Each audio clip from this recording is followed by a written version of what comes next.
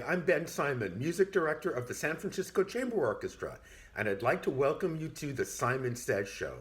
Today we're talking to the SFCO's longtime concertmaster, Robin Sharp, but first, and in Robin's honor, a joke about violinists. What's the definition of a string quartet? A good violinist? A bad violinist? An ex-violinist? And someone who hates violinists? And now our interview with Robin Sharp. Hi, Robin. It's so nice to see you this afternoon. It's nice to see you too. It's been forever. Feels like, anyway. It does, well, certainly since we've been able to play music together. I know. How are you Yeah. and your family doing? We're doing well. We're creative introverts, so we're doing some learning and some creative things and walking the dog. And I'm teaching some, and my husband is creating plans for houses. We're keeping busy. For those who don't know, you have a 13-year-old son, Benjamin, who plays the piano, and Mhm. an 11-year-old daughter, Ariana, who plays the cello. And we haven't quite started a piano trio yet, but I have that in the works, in my plans, hopefully. So you're Zooming lessons, obviously. I am Zooming lessons, yes. Your Stanford semester is over, but you're still working with your private students? I am, and surprisingly, it's been going quite well.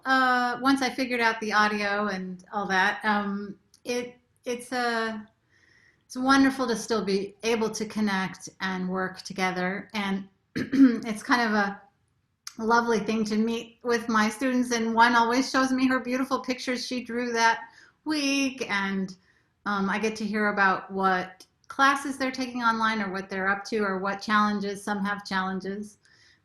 When I was teaching before the Stanford quarter ended, I had students in England, in Utah, in Arizona, just everywhere. Time zones that was challenging, but we had a nice violin class together. We played for each other over Zoom, and it was just a nice community that gathered weekly. How was the violin keeping you safe and sane during this time?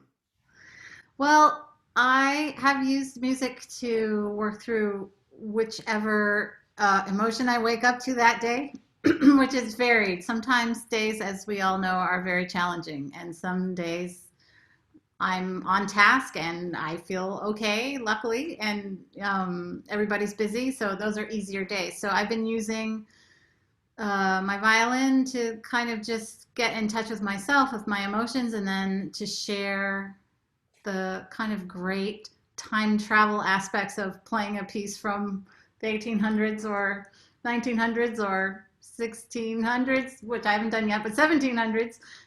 It's just cool. You can bring history alive that way.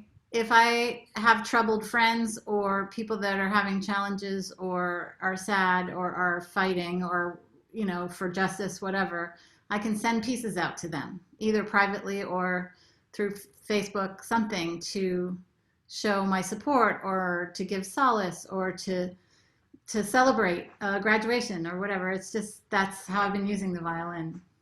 That's another thing. I mean, we're talking about playing live, but we play those main stage concerts, same music 3 times, different every time. It's astounding. You have different reaction times, the acoustics are different. So I've had people tell me that they've seen our main stage concerts, same concert in the 3 different venues, and had completely different experiences. And so that's kind of neat. But yeah, that kind of reaction to each other and the spark that when you're with people and you're being creative. Yeah, I miss that a lot too. So you're telling our audience that when we get back to performing concerts, they have to come to all 3 performances. Well, they could. They'd have a different experience every time. Why not? Absolutely. Plus, it's kind of like, when you read a book and you read it the first time or see a movie, you see it the first time, but if you go back and read it again, you get so much more detail. And by the 3rd time, you're noticing like, oh, there's a motif there. There was that clock and that thing, and that clock is showing up again. And, what's the meaning of that? So the more times you revisit a piece of music, the more you can delve into it and get more out of it, I think.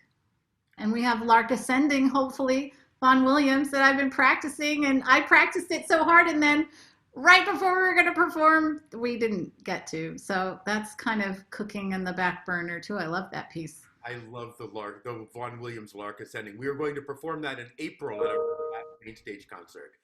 And now we're hoping to perform it in October.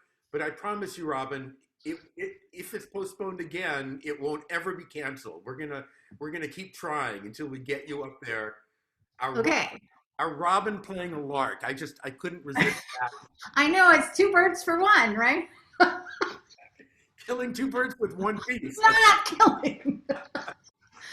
Man, elevating, maybe. No. Yeah, I'll look forward to that. Robin, you've been putting these wonderful violin videos on your Facebook page, and we're going to end this interview by featuring you in a video of your selection. Would you like to tell us a bit about what we're about to hear? Well, I think we need a little more joy. So I would recommend that we put on the Banjo and the Fiddle by William Kroll, who was a violinist composer. This is a piece I learned as a 9-year-old, 10-year-old, and it's really fun. It starts out with you pluck the strings of the violin like a banjo kind of, and then it's very kind of emotive, romantic in the middle, and then it goes back to the banjo part, and it's upbeat. It got a really nice response from everybody, and somebody remembered hearing me play that as a young girl in some music masterclass. So that was a funny comment that I got on that one. That's great. That's a fun one. I hope you enjoy that.